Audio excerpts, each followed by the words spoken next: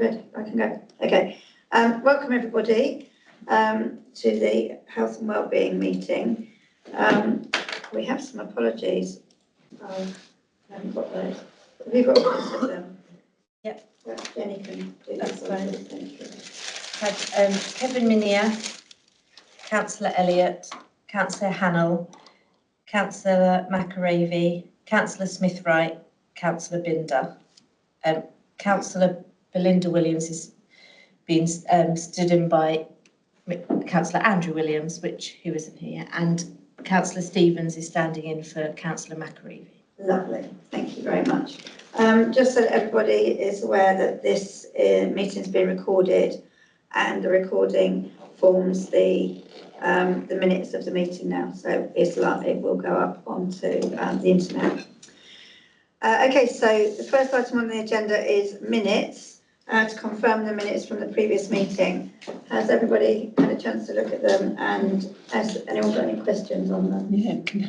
No? Okay, everyone happy to approve those? Oh, Edie. Well, as anybody who was at the meeting last time will know, wasn't very keen on the on having recorded minutes. Yeah, I think that nobody's going that. to read them, and it's a shame. You can't speed read, which you could if you just had 4 minutes. The other thing is there's no matters arising to take up some of the issues that came up last time and that weren't resolved. Okay. There's no notification of them having been resolved. Can I, if there's anything that you want to raise, do you want to make a note of it, and I can either we can get an answer now, or I can pick it up?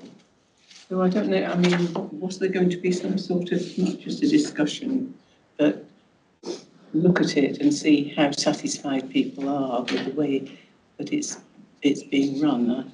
And I suppose I'm old-fashioned, I was saying I'm a dinosaur, but I think written minutes are much easier to manage, I think, than having to put a recording on. There are about 6 different places in the minutes where it just says, for full discussion, refer to video minutes. Yeah. That's even where people didn't even attend the meeting. Yeah. Okay, that's something that's across the board in all of the committees. So I think the best place for me to raise that would be at full council. So I'm happy to do that. It's not just this committee; it's all the committees.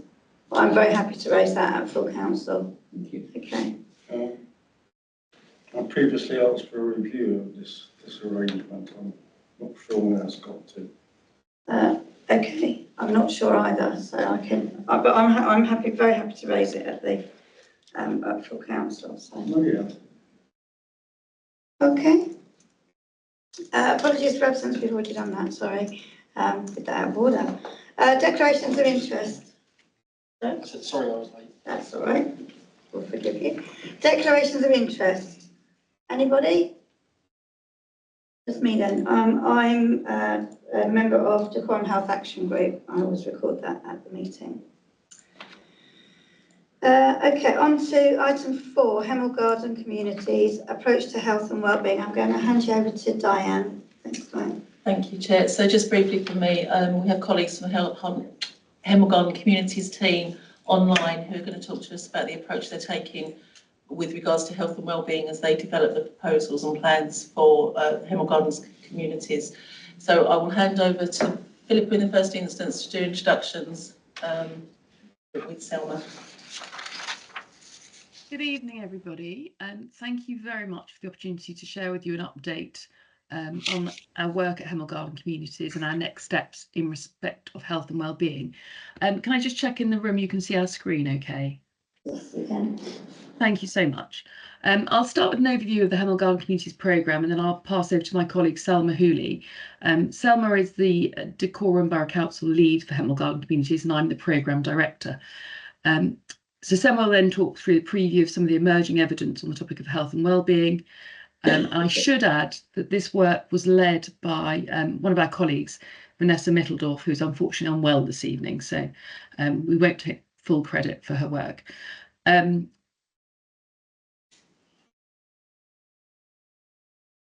Right, so Hemel Garden Communities is an exciting and ambitious programme which supports the delivery of 10,500 homes and 10,000 new jobs to the north and east of Hemel Hempstead in the period to 2050.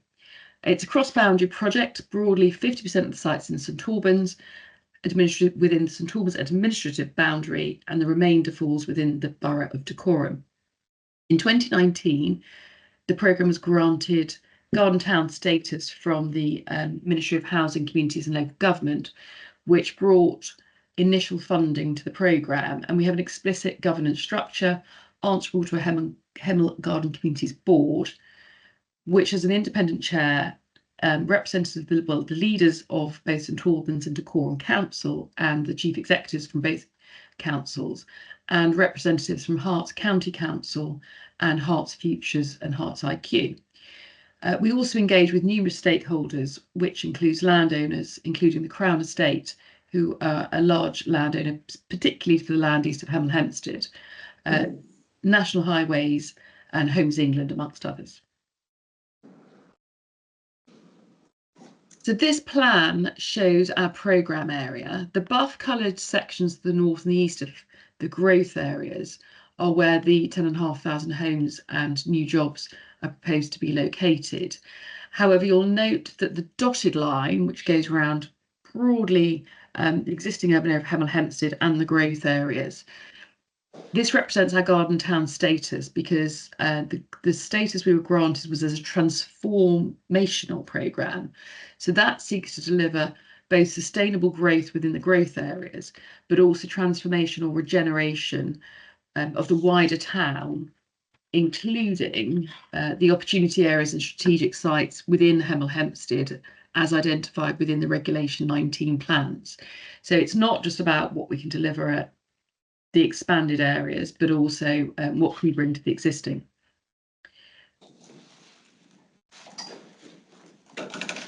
These are the spatial vision pillars that were originally adopted for Hemel Garden Communities, and it's organised into 4 thematic pillars, all of which reinforce the aspirations to look at promoting healthy lifestyles and responding to the climate emergency.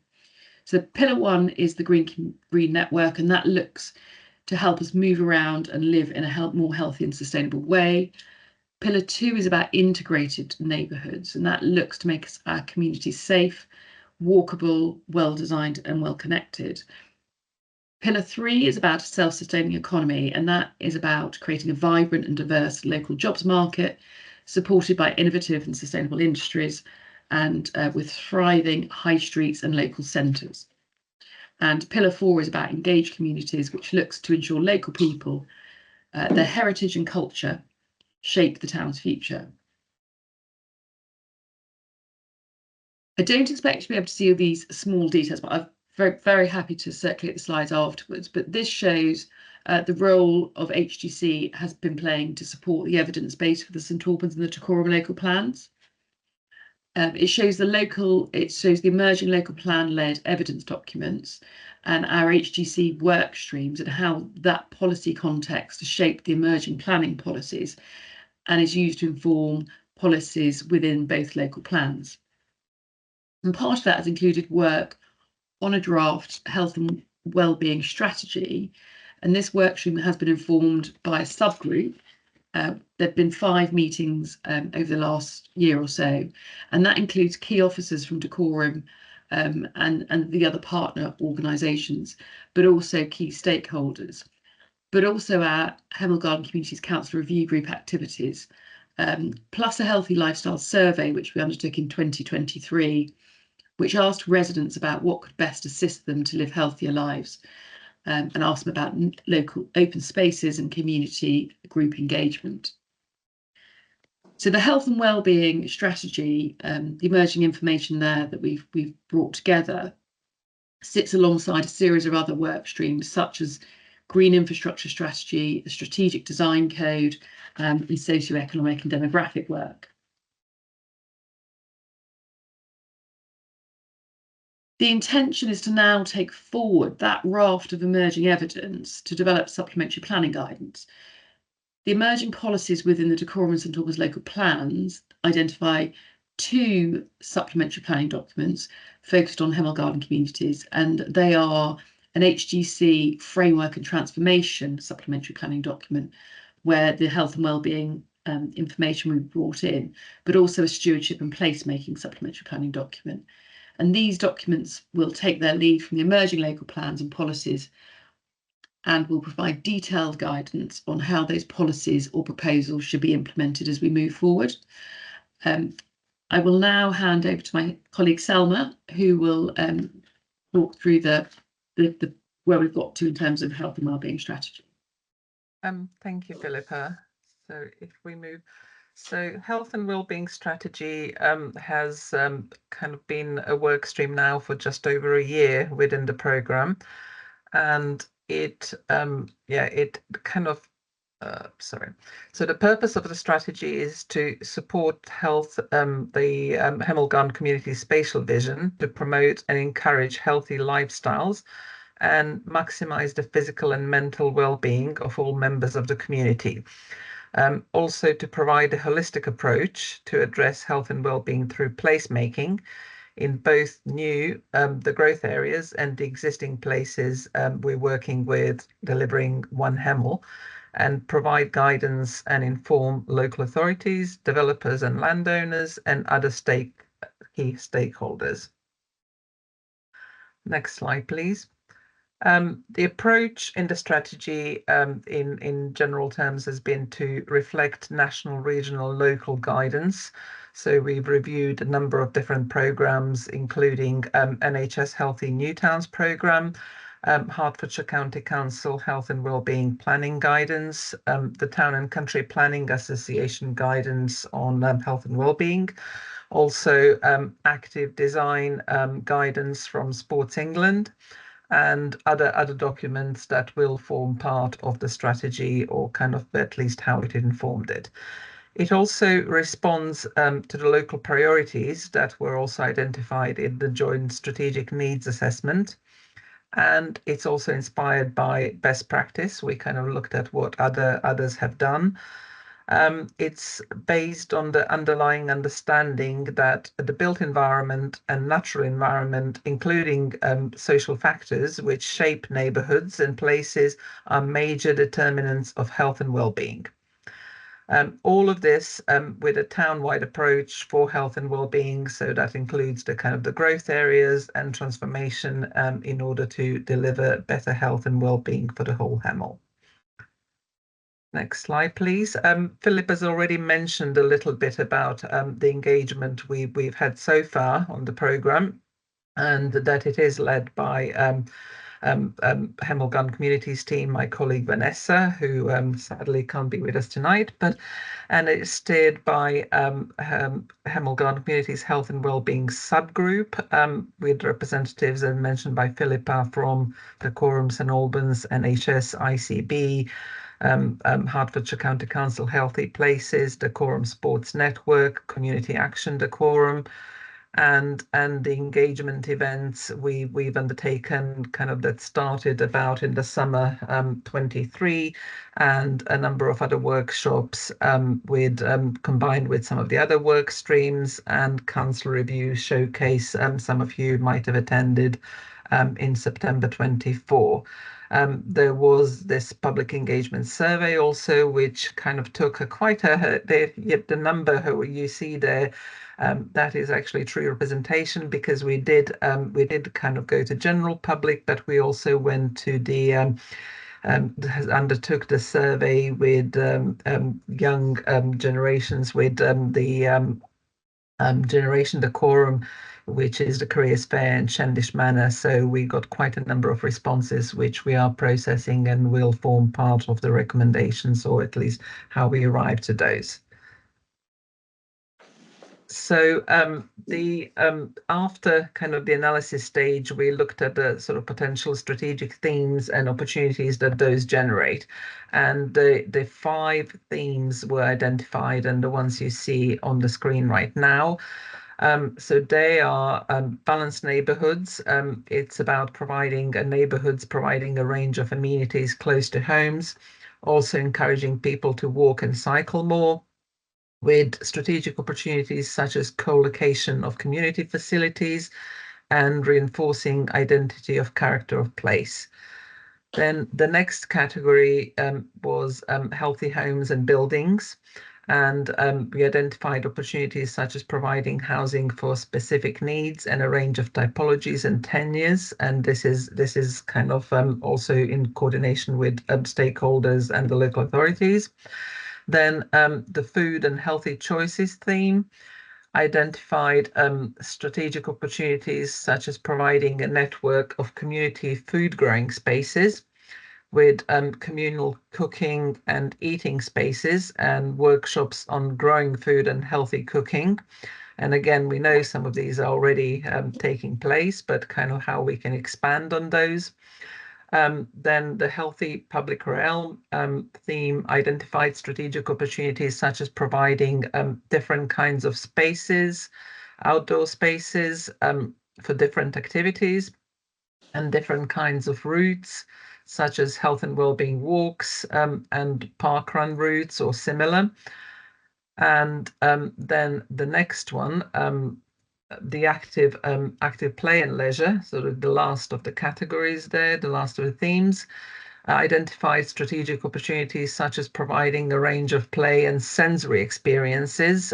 Where we know again kind of what there are the adventure playgrounds that are very popular in Hemel, but like how can we again provide a range and kind of other sensory experiences and co-location of these. And then in addition to 5 main themes, there are also transversal themes identified, and of which they are the 4 pillars that Philippa mentioned earlier that kind of cut across all of our work streams and different studies within Hemel Garden communities, but also active living and aging, to encourage physical activity and inspire people to be active in later life, especially in the aging population context. Then integrated health, understanding health and well-being holistically and linking health services to community assets, for example. Then for all, the kind of theme for all is to practice inclusive design, creating spaces that welcome everyone, regardless of age, gender, sexual orientation, ethnicity, religion, disability, or health condition. And also social spaces with social dimension enabling people to interact, meet, and connect, and providing community uses that bring the wider community together. So moving on. The key, again, this is just a very high level overview or kind of where we are right now with the study. But the key considerations and the outputs, the draft report is currently under stakeholder review, and it will, the strategy includes the exploration of assets, issues and opportunities. It also includes health and well-being recommendations and considerations.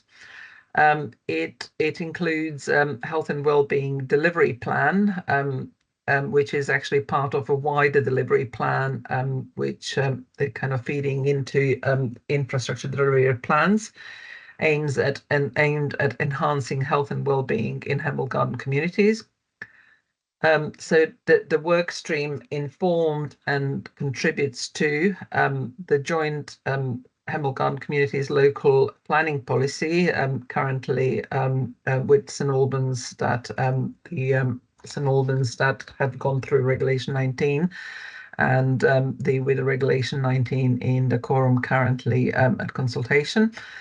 It also informed the site allocation policies for both St Albans and the Quorum Borough Council for Hemel Garden community sites. And also the infrastructure delivery plans, as I mentioned, with the projects and delivery proposals.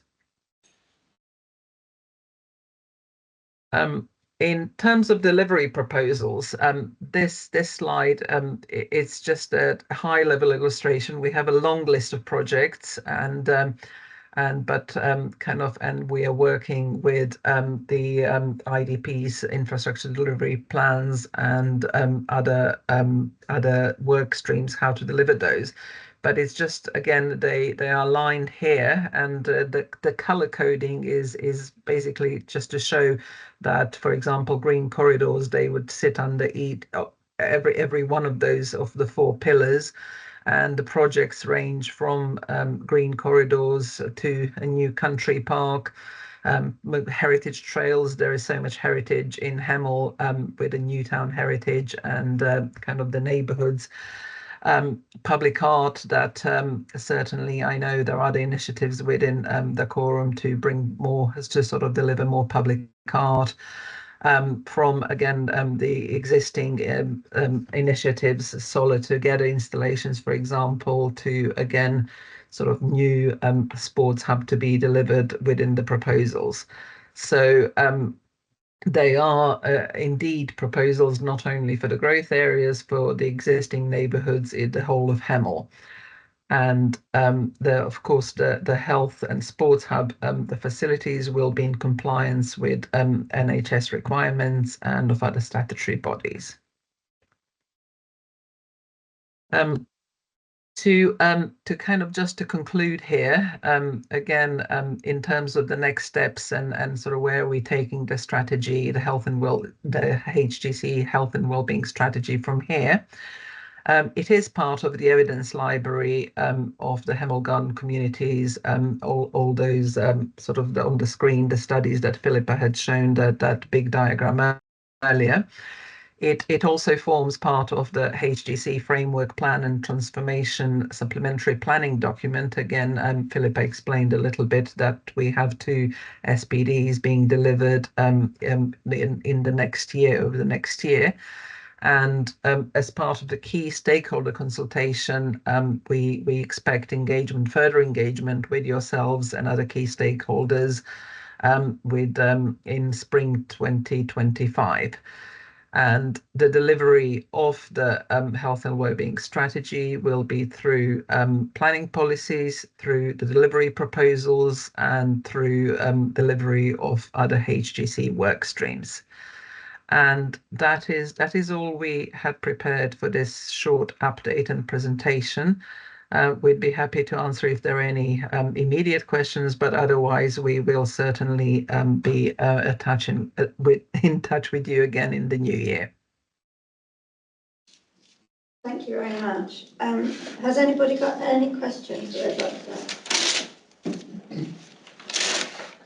Right? I think you did say you were going to circulate the slides, because they're obviously quite difficult to read, some of them. So. Yeah. Absolutely, we'll do that. Thank you. Thank you. We can also, sorry, can I just add, we'll also circulate the results. We've got just quite a helpful infogram that looks at the results from the survey. We did the healthy lifestyle survey, and I think that will be quite helpful. So we'll add that into the pack too. Thank you. Lovely, thank you. Any other questions? No? Oh, Garrick? Could I just make an observation? I know we're talking here about the HGC and its focus on Hemel Hempstead. We do have to remember that the sort of facilities that we're talking about improving for Hemel itself, we could also do with that in our larger settlements as well. Quite so. That's perhaps a slightly different agenda from this. It was very specifically about Hemel Garden communities tonight, but I absolutely take your point. Yeah. Edie? Can I just ask where the hospital fits in? I know it says here healthy hub. What is this healthy hub that you're proposing? Is that the hospital or is it something different? No, so we've been working with the ICB, and we've had a number of consultations with them and through the Decorum infrastructure delivery plan colleagues such as Shalini, and so we've been working with them as to what are the needs specifically of the growth areas in terms of their mitigation. So it doesn't actually go, so that the health hub, so it actually in the growth areas we have 2 proposed health centres which represents the needs that have been put forward for sort of local health needs. We don't unfortunately deal with the larger issue of the hospital, which is being dealt with probably more widely across the place agenda. So would that be like doctor surgeries? But obviously doctor surgeries are not just doctor surgeries now, they're much broader Absolutely. So I think a couple of years back at the Christmas market, I started talking to an elderly lady who was explaining to me that she now needs to go for her blood tests to Watford Hospital, and that costs her a taxi journey each way.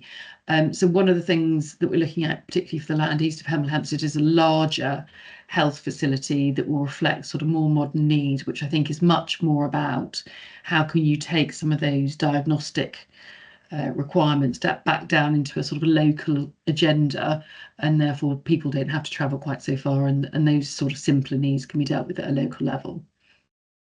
Okay. Thank you. Thank you. Any other questions? I've got one I'd like to just ask. I might be getting too specific actually, so please, I appreciate that we're still looking at a very high level. But one thing that was on the slide that said delivery proposals slide, and in the first column you mentioned the Grand Union Canal path upgrade. I'm just interested, sort of, is that just an idea at the moment, or is that something you have actually discussed? Because we've got S106 money sitting waiting for part of a section of the Grand Union Canal to be upgraded, but it's not enough to cover the job, and I'm getting sick of people arguing over where the money's coming from for it. And I just wondered how high level is that idea at the moment? So last year we received £190,000 of funding from Homes England and MHCLG, and part of that was directed towards funding a surface resurfacing of the Nicky line, a section of the Nicky line, but also a section of the Grand Union Canal. I appreciate there's another section that's yet to be completed, but those are the sort of funding opportunities that we'll continue to investigate to see how we can match fund with any funding that Decorum itself has. It is getting quite desperate in areas now down there, and obviously with the more people that live in Hemel Hempstead, it's a very attractive place to walk. And I live next to not on the towpath side, but the other side. We literally have hundreds of people walk past my house every day along the towpath. So I'd be very keen to sort of explore that a little bit more. But I do realise you're talking about a much more high level today. Thank you. Any other questions for that one? No? Can I just say thank you very much? That was very informative. And I'm really looking forward to getting the slides and having a proper look at the detail that we couldn't quite grasp in such a quick run through. But thank you. Really appreciate it. Thank you very much, and we'll look forward to speaking to you in the new year as how we take that forward and work more closely with you. Lovely, thank you. As we develop a supplementary planning document. Thank you. Thank you. Both. Okay, you're just down there, Adrian. Welcome. Chair, are you okay for us to? Oh yes, definitely. Yes, sorry. Thank you. Yes, absolutely. That's Thank you very much. Thank you very for, much. Thank you. Accommodating us online. It's appreciated. Thank you very much indeed. Thank you. So if I just say to you, once you receive the slides, if you do have any questions, if you want to read them through me, and then I can coordinate with Philip. That'd be lovely. Thank you very much, Dan. Thank you. That was very interesting. Okay, so the next item on the agenda is the place-based health and inequalities and healthy hub work programme. And this is Diane. Yeah. Good timing. So firstly, Chair members, if I can just introduce Chris Fennell. Chris is the Head of Communities and Leisure that's part of my team and leads the day-to-day operational management of these activities. Welcome. So not much by way of introduction. I think everything is set out in the report. It is an update of a report that I brought previously on this activity that's coordinated through the two posts that are currently funded through Public Health as Herts and County. The report does set out the change in funding towards that activity that will be in place from April 25. So I'm very pleased that the Healthy Hub has been extended for 2 years. But in terms of the more general health inequalities work programme, there is a different funding regime that is going to be in place to support that activity. And we're currently working with our partners at, for example, Everyone Active in Horse, because they've got an extensive outreach programme that fits in with this, and Herts Sports Partnership around the best way to bid into that funding pot as we've set out that maximises the opportunities to deliver and continue to deliver the work programme that is the priority for public health as part of that from April 25. So I think other than that, I won't do a further introduction. As I said, it's set out in the report, so we're happy to answer any questions. Okay, I've got a little list of questions here, but has anybody else got any questions they'd like to ask? No? Yeah. Okay, Brian? In 2.1, you say you've had two schools who had 2 visits, Lion Walk and Hoblets Manor. Is this the only schools you intend to look at, or are you rolling out basically every school in the forum as well? There's one school left, and that's Oakleaf. And then, because the funding for these programmes run until the 31st of March 25, so the 3 schools are in line with the project. So 2 schools are currently happening, and they're listed in the report. So Oakleaf is the last one, and after that, the projects will end. Oh. Any other questions? I've got a question on that one. Shall I do that first, and then if we can go to the next part? First of all, on section 2.1, it says in one school 75% of the non-riders could pedal independently after 2 sessions. 75% of how many? Because it makes a big difference if it's 50 or 200 or 3. I'll go and find out. Thank you very much. That's great. And it says in the report here, although you've just mentioned that there's only one other school, Oakleaf. Where's Oakleaf school? I didn't know that one. That's why I knew all schools. It was children infants. Oh, that's why I don't know. It's just been renamed. That's why I didn't know. But it says at the end of that paragraph that dates for the 2 other schools are in progress, likely to be in January. Has that been put back now then? Yes, so we're talking to Oakleaf, and then the schools have come forward and dropped out. Oh, okay. So therefore, there's some residual funding that we're not looking to give back to the County Council, so we're currently negotiating that. Right. So the offer has gone out to them, and then schools haven't taken them up. Okay. That's interesting. Any other questions, or should I just go through my Edie? 3.1. It's about the healthy hub. Healthy hubs Healthy everywhere, hub aren't there? county-wide or multi-agency meeting? The question is about the employability and wellbeing hub, and we've also got, I don't know if it's a different healthy hub decorum project. Are these 2 different things, or are they one and the same? So they're in 3.1. 3.1 and 3.2. Council-wide meetings. Yeah, so they're county-wide. So across the county there are healthy hubs, there are employment hubs. Majority of them take place in the same location. So South Hills, for example, they also have the multiply, which is the adult numeracy and literacy courses. So they're different funding streams. It's all a bit confusing, isn't it? There's a proliferation of hubs. Yes. Yeah, I think it's just a joint meeting of of those. I'm totally in favour of any more facilities that are available to people, and this is a valuable one. What I'd like to know is, I mean, South Hill is not necessarily in a very convenient position. How do people get to know about the service? That was one of my questions. How is it supervised? How is the person training or being trained? And can the report come to the health committee, each quarter, whenever there's a meeting, so that you can see what's going on and the numbers as well? I think that would be useful. So in terms of The sorts of queries people have, I know you put them under a very big umbrella.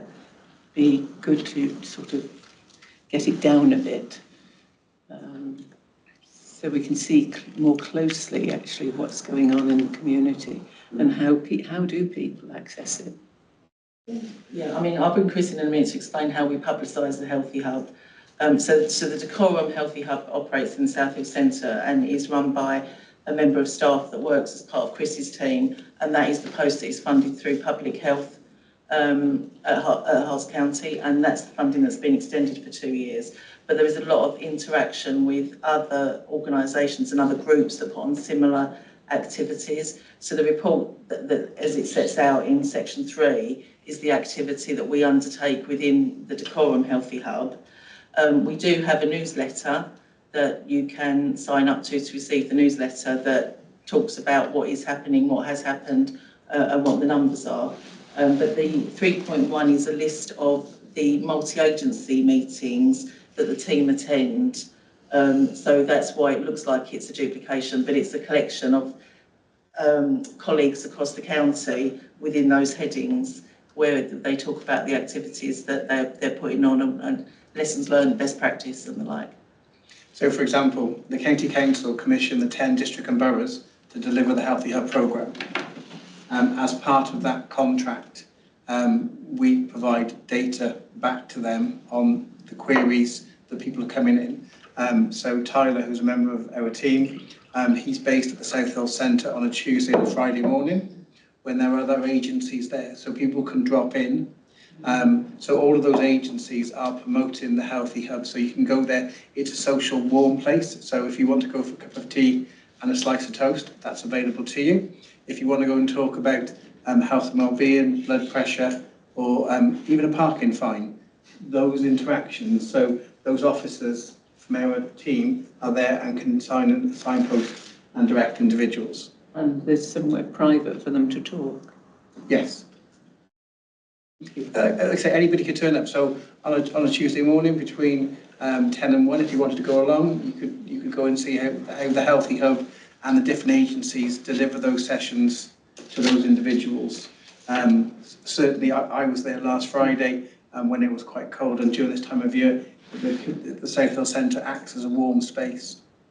It's very interesting, isn't it? It might be nice for the committee here to sort of have not a specific invite, but just to be reminded that we can go and, because I would never have thought that it would be all right for us to just walk in and have a look at that, but I'd really like to go and look at that. In the same way, there's food bank opportunities there, so people are directed. So as part of the County Council's household support grant, during round 6, we've given some money to the South Hill Centre, so people who are attending those drop-in sessions, if they've got concerns around energy or food, especially with the winter fuel allowance being removed, we've allocated money to Age UK and to the South Hill Centre, so people can readily be given prepaid Iceland, Tesco's and food and energy vouchers. Excellent.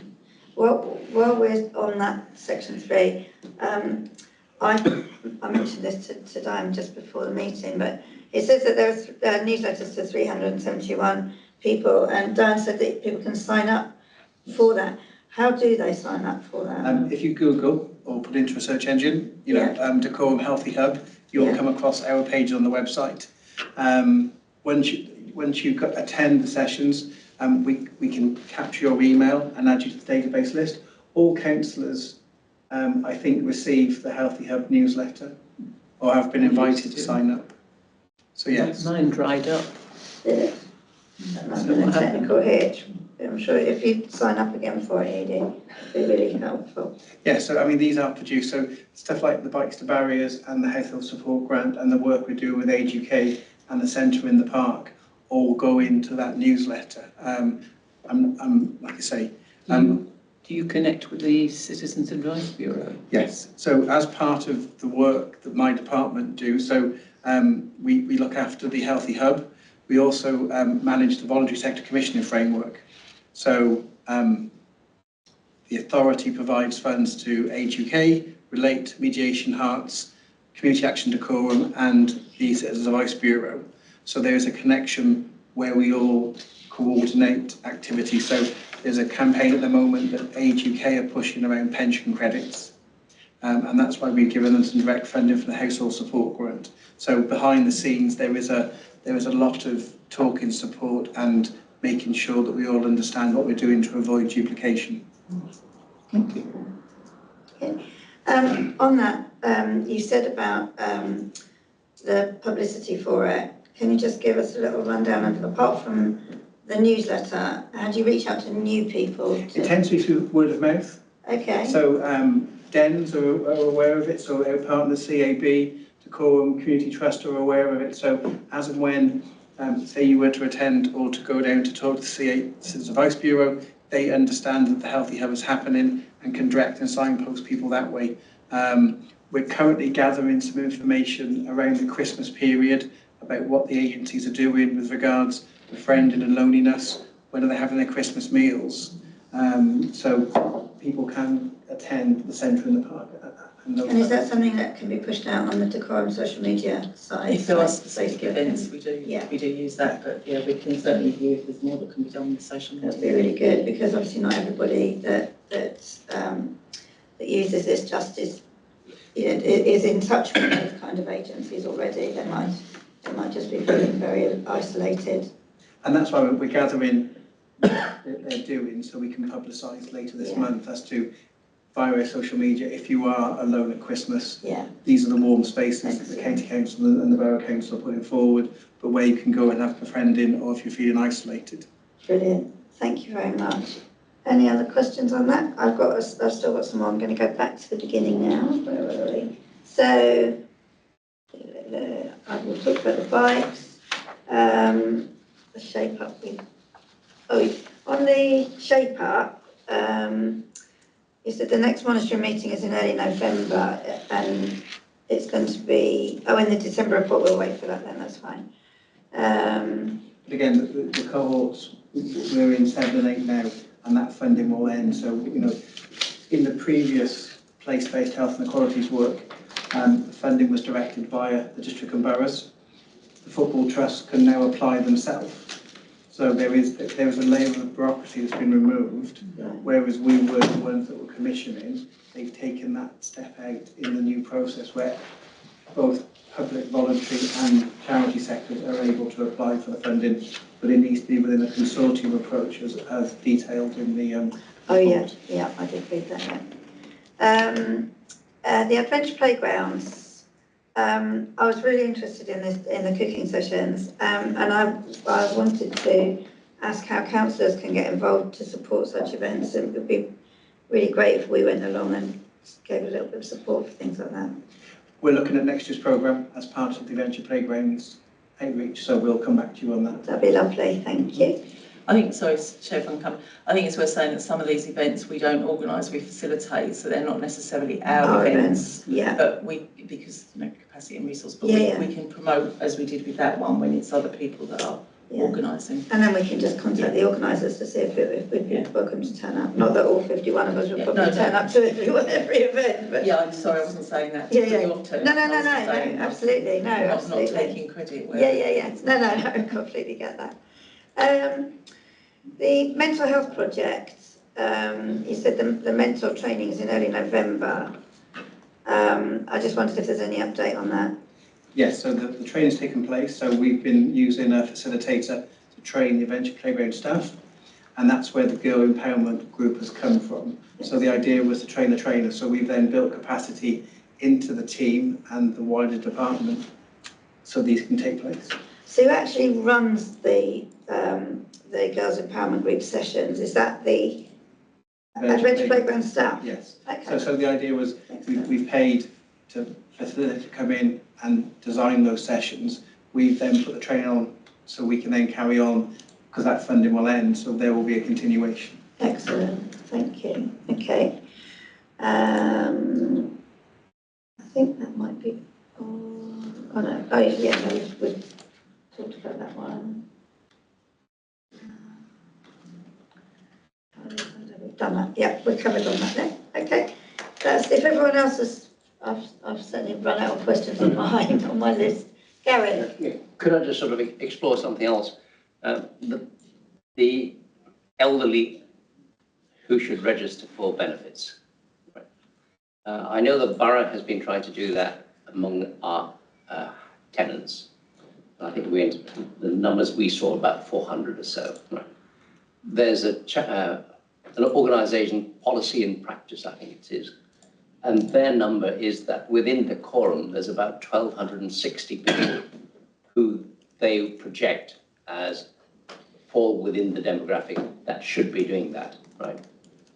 To what extent is Age UK able to try and promote that and access that, and how successful are they? Well, Age UK have produced this leaflet that's been put out via social media to raise the awareness. As and when they're talking to clients or users, they're talking about whether they qualify for pension credits, and that's their day job. There's a number of interactions they have with people on a regular basis. They're also doing a variety of road shows across Dacorum and the county during December to raise the awareness of people who should be claiming those credits.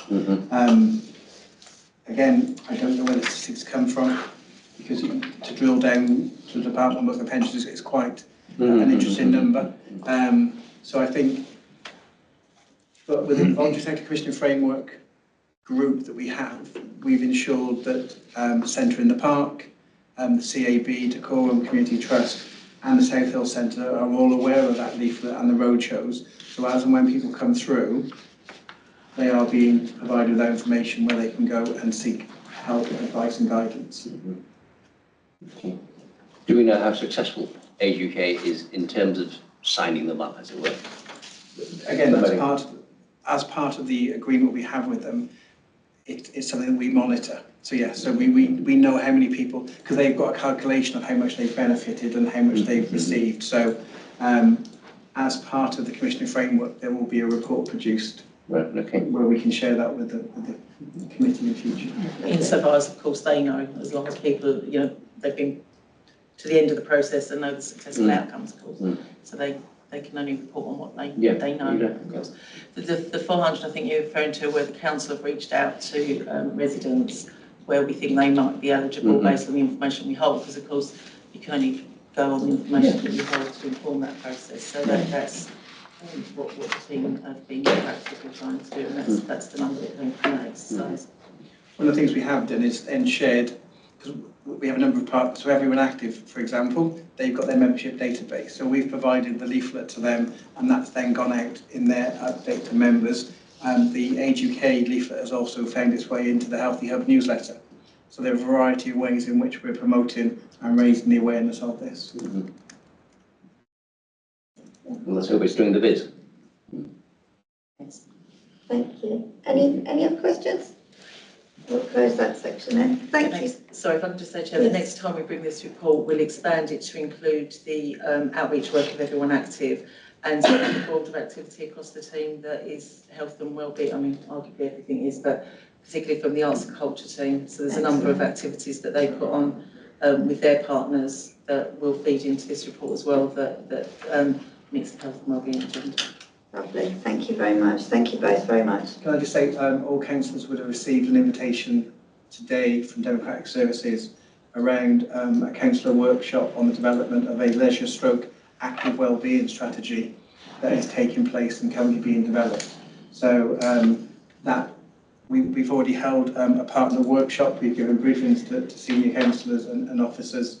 That consultation goes live at the beginning of November. We're asking questions about how people rate their experiences of our owned leisure centres, and then there is the ambition, the underlying principles and the strategic themes of the new active wellbeing. Seems to be the on trend name that DCMS, Sport England and a number of other councils are adopting. So it's something we are testing with, and we will, again, you've all had our invite to attend that meeting on the 25th of January. Because of that. Okay. Edie. Just a question on that. The community centres are very good at having active things going on in their premises. Are you linking with them in any way? There's a lot happening at the moment. We need to expand the recording that we do with the community centre groups because they're all, as you know, all leased out, so we don't operate those. But that is something that we'll need to pick up and expand on in terms of a comprehensive directory of activity. Thank you. Thank you. Thank you very much. That's very informative. Thank you. Okay, so the next item on the agenda is public participation. I don't believe that there was any request for that, no.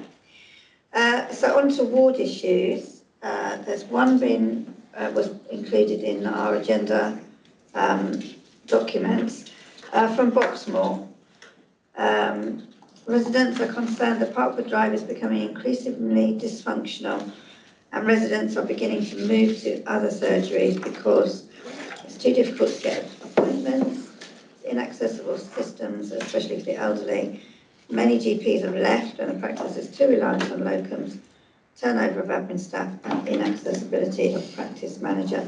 This is really something that we should be talking to the ICB about, isn't it, when they come? I don't know how much we can actually do with that today without anybody being here that can answer those questions for us, is there? No. Could we forward that report from that local councillor, whoever that was that sent that in? I'm not sure who it was, but is it possible to maybe contact somebody at the ICB and ask them if they can comment on it? Yeah, I'll forward it to the chair and then she can forward it to the locality lead for decorum. Yeah, lovely. Thank you very much. Okay. Chair, before we leave this, could I just, reading that reminds me of what we had in Berkhamsted 2-3 years ago. Exactly the same. And ever since the Rothschild group practice bedded down what we now have in Berkhamsted, it's more stable. Yeah. You still can't, it takes ages to get an appointment with a GP, etc., the normal sort of problems. It's the story of everybody's lives at the moment, I think, these days. But yes, no, absolutely, they certainly turned a corner, didn't they? In sort of. Yeah. There's nothing else printed on that, but while we're here, and the meeting's clearly a lot shorter than we expected it to be, has anybody else got any ward-specific questions? No? No? You all right? Yeah. Okay. I've got one question that was raised by a resident in Nash Mills, but I think I'm going to bring it up at the end because I think I want to talk to about the work programme, because I think it's an idea that we might be able to take forward as on the work programme, so I'll bring that up then, which is probably going to be any minute now. Number 8 on the agenda is the West Herts Hospital Trust. They're unable to attend tonight with a short notice of the change of the date of the meeting. But they have said, Jenny's given them dates of meetings going forward. And they did say they will attend future meetings if and when requested. And the same with the ICB. County Council Health Scrutiny Committee report, we haven't received one. I know it's slightly out of sync because the Health Scrutiny Committee usually happens just after this meeting, which is a bit unfortunate. It would have been nice to have seen a report from the last one anyway, but we'll take that up and look at that moving forward. And the same with the Adult Care Services report, we don't have one of those. So that just takes us on to the work programme in the end. And has anybody, the work programme is about what we want to put on the agenda going forward. I've made some notes here, so if anybody else has got anything that they'd like to suggest, otherwise I'll run through my ideas with you. Everyone's looking completely blank. We've already got a work programme. Sorry? We've already got a work programme, haven't we? Question about dating, I'm sure. I remember asking for invitations to be made to the trust that served Green last year. Nothing happened about that. I don't know about that. I can go back and ask. I can ask the other chair. Yeah, it'd be quite helpful to have on the work programme, just have a jot down a list of what we've got, sort of, even if there are no dates for it, that'd be really helpful. So I've been thinking about the work programme because it's I know Kathy's very keen to make this committee very meaningful. And I agree with that. I think it's really important that we meet, we're all passionate about health, and we need to feel that we're making a difference, I think.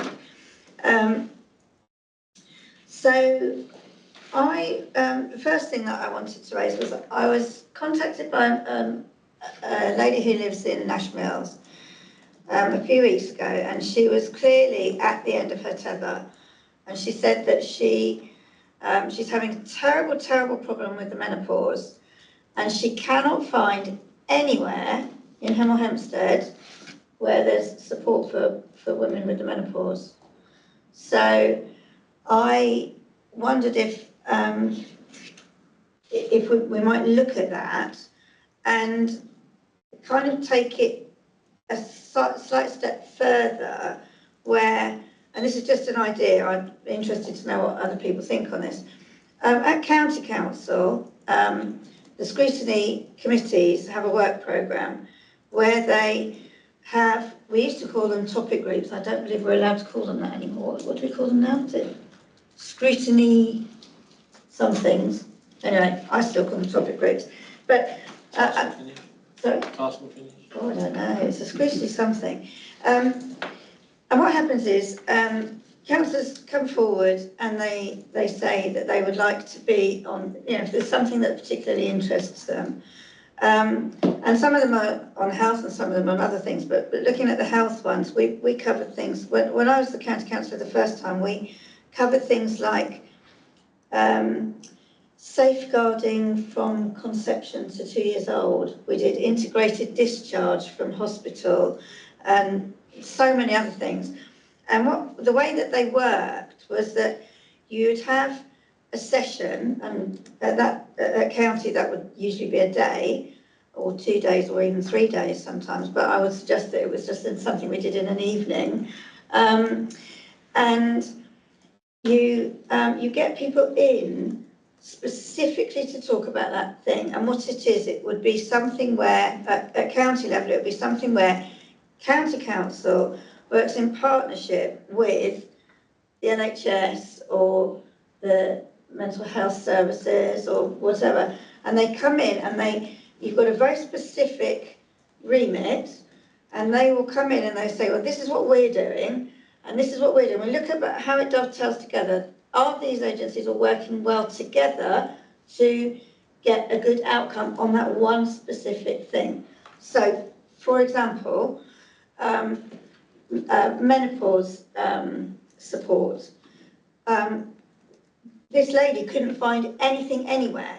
So I would like to think that maybe we could have a subcommittee where we go away and we find out what there is, talk to different people. We might not have to do it all around a table, but find out, the subcommittee go away and find out what there is available, how can we find out and how can we put it out. Bring that back to the next meeting and report it back, and then it would get minuted and taken forward. I just think it makes what we're doing here a little bit more meaningful. Does that make sense? Have I said that? Did I explain that well? What does everybody think? Sorry, are you saying that her GP surgery can't help her at all? No. In any way? That's exactly what I'm saying. But I'm not, I was just using that one as an example. And I'm looking at, would we like to look at other things going forward?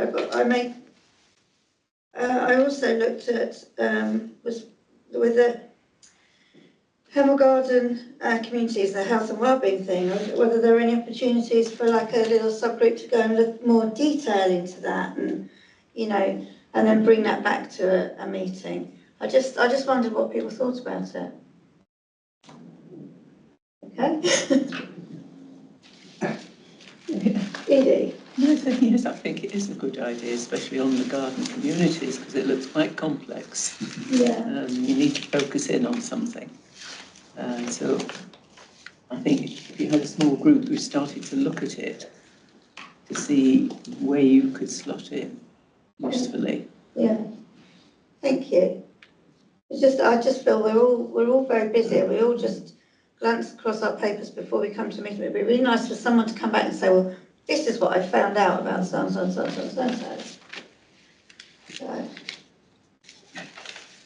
what do you think? Oh, it's members to determine Okay. if they want to. We'll support where we can in any decisions you make. Adrian, what do you think? I think the work programme should be endlessly flexible. Kathy obviously has made the point that she wants these meetings to be as productive and possibly broader than they used to be. Yeah. And I think that if it's coming from things that we're looking for, then obviously if we change it every time we meet, then it's difficult for officers and for contributors to follow up, but I don't think we're planning to do that. I know, I'm just looking at building on what Kathy's already started to try and do. Yeah, no, really support it. Yeah, okay. Well, we can, something we can think more about before the next meeting and come back with it. But I'm very keen to look into this menopause thing. We can ask the question about Health Inequalities Group, which is GPs, and what they may be doing across the GP cohort on that specific topic, and tell you what the plan from there. Sorry, just on the work programme, Chair, if I can, I did have a conversation some months ago, Chair, with some ideas of guest speakers to come along. Some of those have happened. Public health. Yes. Yes, the last thing I was going to mention. Yeah, so, very good. You may recall we had something like a domestic abuse officer that came she's along. fantastic. I think the GPs came along as well. We had suggested the fire service with their health prevention work, so there's a number of those. But public health, and this would be an opportune time for public health to come back. They have a new director now, and they've recently published, as you're probably aware, their business plan. So they could come to talk to that. Yeah, I don't know how many of you were around when Jim McManus used to come. He was the Director of Public Health at Hertfordshire County Council. He's one of the leading lights in public health across the country, and we've lost him to Cardiff. But he's his replacement is a lady called Sarah, isn't it? And she's really very engaging when she speaks as well, so I think we could get a lot of benefit from her coming along. He was very good. So perhaps she could come to the next one. I know that Kathy invited her to this one, but she was unable to come, so I think it is something that she does want to follow up. Yeah, okay. Unless anyone else, Edie, are you? I missed something on 17 because you sort of rushed past. Sorry, It wasn't my 17? fault, I should have been quicker off the mark. It says James Doe will make contact regarding patients' involvement in the health campus. Where are you looking? It's the minutes. Oh, sorry. I haven't got the last minutes here, have I? Yeah. Hold on. I'm just I have. wondering when we're going to hear about how patients are going to be involved in the health campus. We haven't been so far. No, I haven't got it. I can take that. Can you? Yeah, so we're currently working with colleagues at the ICB and the Hospital Trust on the procurement exercise for the team that are going to undertake the next stage of works in terms of the health campus. But we have very much fed back to the various project teams within the structure that the public engagement and patient engagement is really important as part of the development of those plans. So you haven't heard because we haven't got to that point yet, but I will update at the next meeting where we are with that procurement and what the timeline is for that. Important. I mean, in the Absolutely. past, I think public have been involved at a very, very early stage, and it's also been wider. I mean, when David Evans produced the SOP for decorum, which never saw the light of day, but that was a year's work, and it was different trusts involved. It was very wide membership. As there are this time as well, yes. But yes, you're right, it's absolutely important, and everybody around the table agrees and acknowledges that point. I know wants to come in. Yeah, no, I just want to say, obviously, these meetings happen 4 times a year, which means the next one is likely to be March 13th. So I'll give you an undertaking that you're here before the next meeting. long before, long before. before Yes. things are set in stone.